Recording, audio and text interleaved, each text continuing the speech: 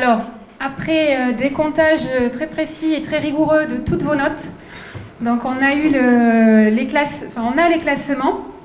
Donc sur l'assemblage des rouges, les parrains ont très bien noté l'assemblage numéro 3. Voilà, assemblage numéro 3. 50% de terroirs d'Aignan, seulement 30% des terroirs de Saint-Mond et 20% des terroirs de Plaisance. L'assemblage de Fête Blanc 2020 retenu est l'assemblage numéro 2 avec 10% de Petit Courbu, 10% de Ruffiac et 80% de Grand Mansac. Et un petit peu de Grand Mansac. Et 80% de Grand Mansac. Ouais.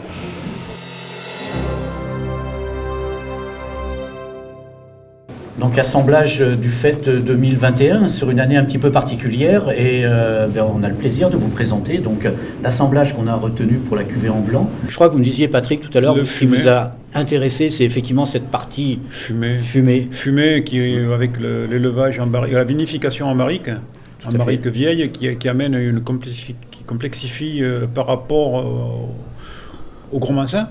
Au Gros Mansin, c'est ça, oui. Par rapport aux tioles du Gros Mansin, par rapport aux pamplemousses, aux agrumes du Gros Mansin. Et justement, on n'a pas que ce côté tiole. Il n'y a pas que ce côté. On est sur des fruits exotiques qui sont déjà un petit peu plus mûrs. C'est presque ananas, un petit peu. C'est presque le coin. Moi, j'avais noté ces notes de coin. Un petit peu silex. Voilà. Sur une cuvée, c'est un bébé encore. Hein. C'est un bébé. Ce sont des vins qui sont encore bruts et en élevage ou en cuve ou en barrique. Au niveau de la bouche. On a une longueur, une belle longueur, du gras, de la longueur. On retrouve les arômes du nez en bouche, on retrouve les mêmes. Et puis alors, on a effectivement cette longueur et on a avec cela un volume de bouche qui est très très intéressant. Le vin se met vraiment bien en place avec cette vivacité qui est présente. Qui n'est pas dominante du tout. Qui n'est pas dominante, mais ça c'est la particularité du millésime. D'accord. On a eu un millésime qui était malgré tout précoce, mais qui n'était pas acide comme on peut l'être d'autres millésimes. Et puis j'aime bien en finale ce côté un petit peu vif. Il y a ces notes de citron, un joli citron là qui vient que l'on a. C'est certainement ce qui amènera le potentiel d'élevage, de vieillissement de ce vin en bouteille lorsqu'il sera mis en bouteille. Ce vin va encore être élevé sur lit pendant 6 mois avant d'être mis en bouteille, 6-8 mois. Donc il va encore prendre du gras et prendre du fruit, et stabiliser le fruit. Et je crois qu'on a retenu la cuvée dans laquelle on a le plus de cépages complémentaires. Complémentaires, donc la Ruffiac et le Petit Courbu. Le Petit Courbu qui amène le gras. Voilà, et qui sont présents tous les deux à l'ordre de 10%. D'ailleurs, on a 20% de vins complémentaires qui viennent soutenir et donner du dynamisme. Le Gros Mansin est un modèle de puissance aromatique, et les autres cépages viennent ramener ou un peu le côté pierre à fusil pour la Ruffiac, ou le gras pour le Petit Courbu. Joli vin que vous pouvez prévoir d'acheter dans un peu plus d'1 an maintenant, puisqu'il va falloir le laisser patiner avec le temps. Il faut finir son élevage, comme vous dites. Voilà. Comme vous disiez, c'est un bébé, donc il faut qu'il grandisse encore un petit peu, qu'il s'élève ensuite quand tous les éléments seront mis en commun. Commencez à le réserver et puis pensez que vous l'apprécierez, je pense, dans 4-5 ans. C'est un vin qu'il va falloir attendre, même si on a, comme l'on dit, une buvabilité qui est intéressante maintenant, mais 4-5 ans sera son optimum. Il sera vendu en primeur pour la fête du Saint-Mond, pour la fête du vin fin mars. Eh bien, rendez-vous fin mars, souhaitons-le. Allez, rendez-vous fin mars.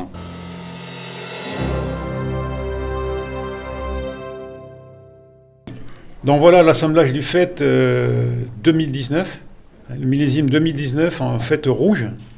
Donc là, on va jouer sur l'assemblage des terroirs, entre les différents terroirs. Le terroir d'Aignan, qui est un terroir de sable fauve, donc avec des tanins qui sont enrobés, qui sont ronds, soyeux.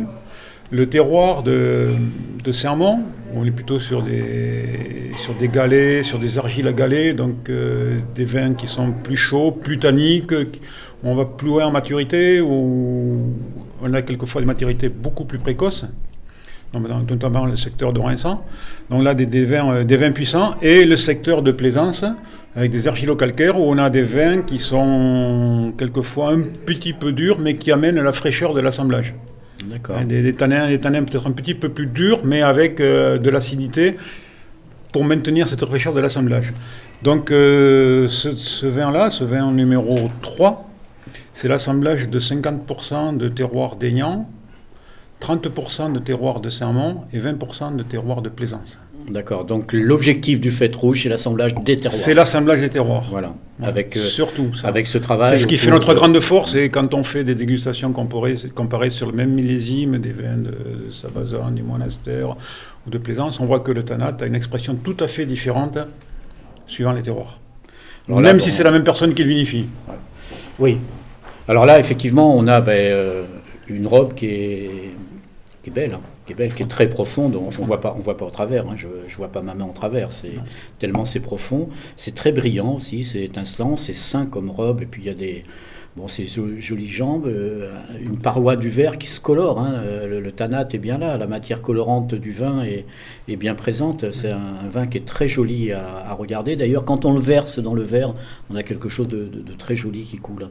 Et puis un vin qui prend une place tout de suite sur les arômes. Voilà, la couleur augure de la suite de la dégustation. Ouais, c'est bien en relation. Au niveau du nez, on a du toasté, du fruit, quelque chose qui s'assemble bien, qui se marie bien. Donc il faut savoir qu'une partie de ces vins est encore élevée en cuve et une autre partie est élevée en barrique. Et c'est déjà ouvert, hein. On a déjà une gamme aromatique qui est riche. La palette est riche, oui. Tout à fait. Oui.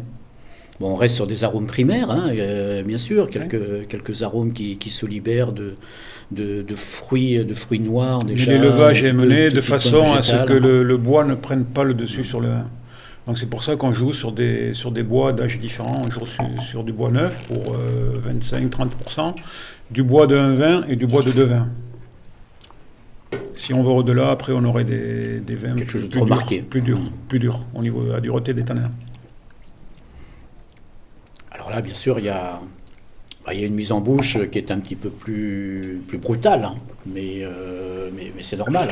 C'est normal, on ne peut pas s'attendre à avoir un vin qui soit déjà prêt à se consommer comme il est là, mais il y a en bouche quelque chose.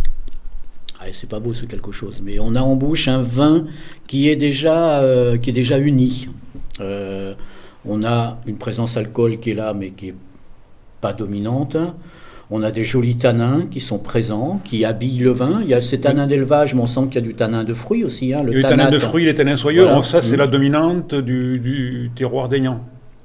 Qui amène ces tanins de fruits, ces tanins soyeux, qui sont complétés par la puissance de Sermont. Et puis on a un gras, une sorte, je ne vais pas dire une sucrosité sur un vin rouge souvent, mais on a cette sensation d'un petit peu velouté quand même apporté par la maturité des raisins et son travail d'élevage déjà.